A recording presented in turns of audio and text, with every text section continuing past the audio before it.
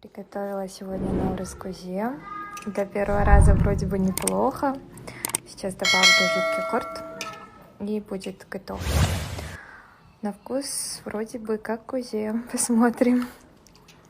Пол жаратылыс қой балам. Міне хороший. Жас малдық ма? Жас. Көрініп тұр ғой балам. Мен саған жаман да кірмеймін ғой. Біз просто түсінбейміз. Мен саған түсіндіріп жатырмын ғой. Болашақ давай жылқы ұстаймыз да. Сөйтіп осына келіп сатамыз. 1 килограммы 2800 екен. Сен прикинь, бір жылқыдан болмаған кезде бір 400-500 килограмм береді. Үлкен, сен... Каспийда ақша жоқ жаным, меня там осталось 2 теңге.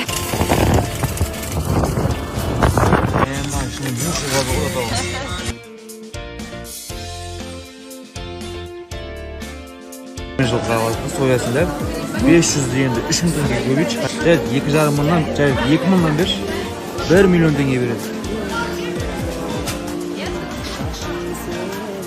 Алдың ба? Өзім төлеп отырмын. Сағат 2 болды. Заңға әлі ұйықтап жатыр.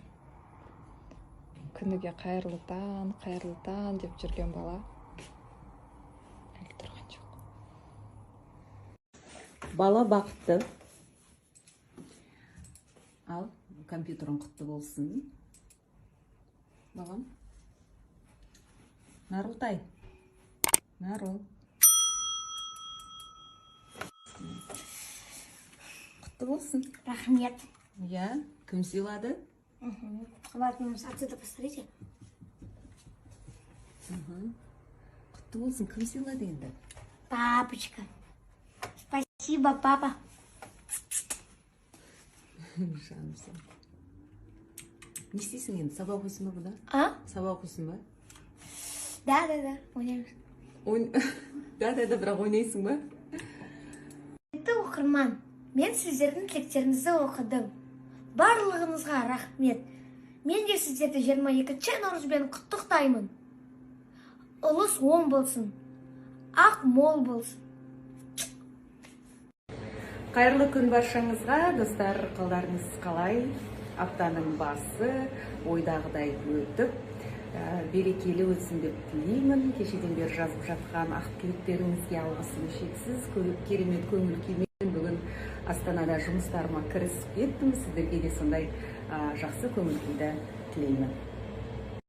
Достар, мен қазір жол жөнекей бір жақсы дүкенге кірдім. Бұл ақпарат Астана қаласының тұрғындары мен қонақтарына өте пайдалы. Әсіресе біз сияқты әйелдерге, қыз-келіншектерге, себебі Наурыз мерекесінде, Наурыз қарсаңында қарбалас қонаққа барып жатамыз, балаларымызға көңіл бөліп жатамыз. Ас үйде, ас бөлмеде жалпы тәттілер пісіріп үлгермейміз ғой. Қараңыздаршы, қандай әдемі, тәтті